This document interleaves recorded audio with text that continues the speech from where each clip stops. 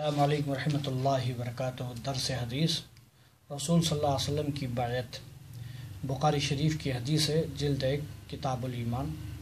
حضرت عبدہ بن صامت رضی اللہ تعالیٰ عنہ جو بدر کی لڑائی میں شریک ہوئے، لیلۃ العقبہ کے نقیبوں میں سے ایک ہیں، سے روایت ہے حضور علیہ السلام نے اس حال میں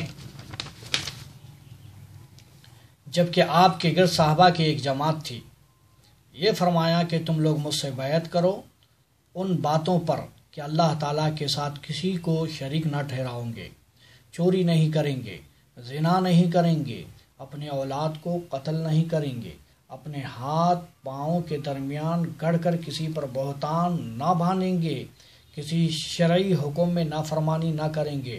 جو اس عہد و پیمان کو پورا کرے گا اس کا اجر اللہ تعالیٰ کے ذمے ہے۔ جو گناہوں میں سے کچھ کر بیٹھے اس کو دنیا میں اس کی سزا مل جائے گی، اس کے لیے کفارہ ہے، اور جس نے ان گناہوں میں سے کسی گناہ کو کر لیا، اللہ تعالیٰ اس کے گناہ کو چھپائے رکھا تو اس کا معاملہ اللہ کے حوالے ہے، وہ جو چاہے تو اس کو معاف فرما دے یا آخرت میں اس کو سزا دے گا۔ تو ہم سب لوگوں نے حضور علیہ السلام سے اس بات پر بیعت کی۔ یہ حدیث عبدہ بن صامت، حدیث مذکور کے راوی حضرت عبدہ بن صامت رضی اللہ تعالیٰ عنہ بہت نام کرامی انصاری صحابی رسول ہیں، بہت سے حسین اور خوبصورت نہایتی قدآور قوی ہیکل مضبوط بدن کے آدمی تھے۔ عقبہ اولا، عقبہ ثانی، جنگ بدر، جنگ احد، بیعت رضوان، تمام مشاہد لڑائیوں میں شریک ہوئے۔ سب سے پہلے فلسطین کے حاکم یہی بنائے گئے۔ امیر المؤمنین حضرت عمر رضی اللہ تعالیٰ عنہ نے ان کو شام کا قاضی بنا کر بھیجا۔ یہ شہر حمص میں مقیم ہو گئے تھے، پھر فلسطین آئے اور 34 ہجری میں بمقام ربلہ 72 برس کی عمر پا کر وصال فرمایا۔ آپ نے 181 حدیثیں روایت فرمائی ہے۔ عبدہ نام کے 12 صحابی ہیں، مگر عبدہ بن صامت آپ کے سوا کسی صحابی کا نام نہیں ہے۔ بخاری شریف میں آپ کی روایت کی ہوئی حدیثوں کی تعداد کل 9 ہے۔ مدینہ منورہ سے 80 میل دور ایک گاؤں کا نام ہے۔ زمانہ جاہلیت میں یہاں ایک سالانہ میلہ لگتا تھا۔ ایک کنواں تھا جس کو بدر کے نام نے ایک شخص نے بنوایا تھا، چنانچہ اس شخص کے نام پر ان گاؤں کا نام بدر رکھا گیا۔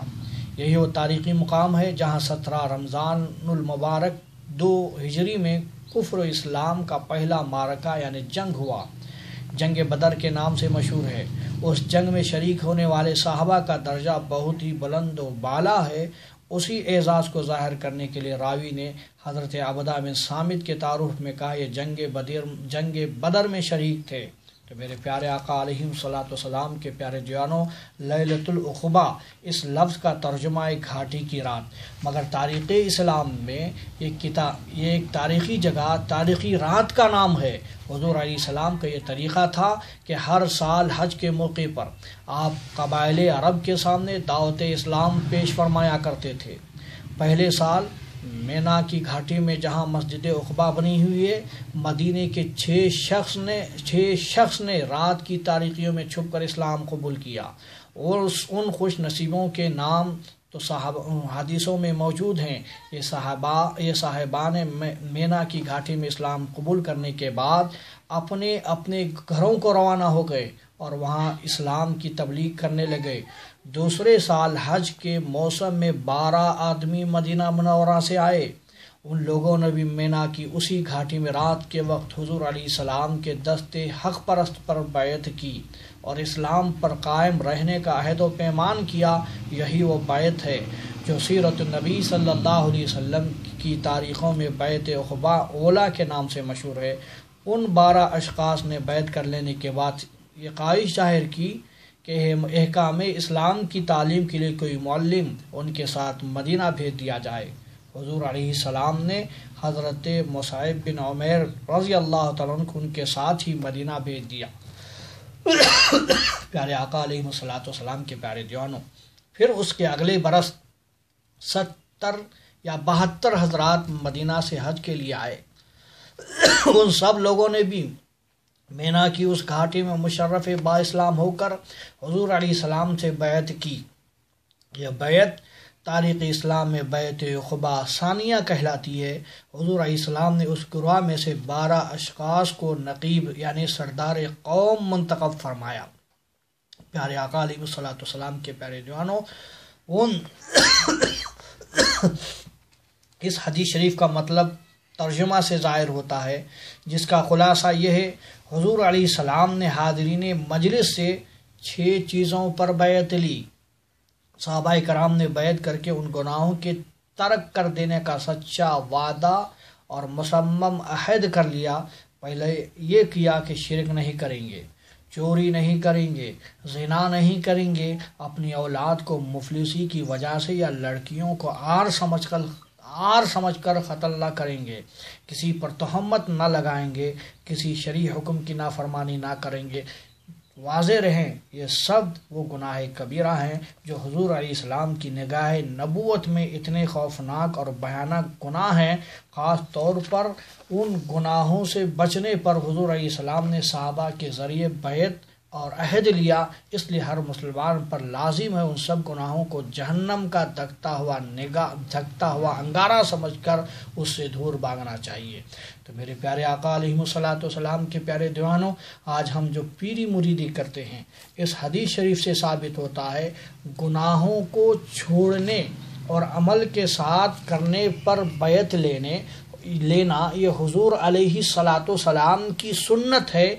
और मशाइखीन इकराम बैत तरीक़त दर हकीकत उस मुक़द्दस सुन्नत पर अमल है। यह हदीस दर हकीकत उन मुनकिरीन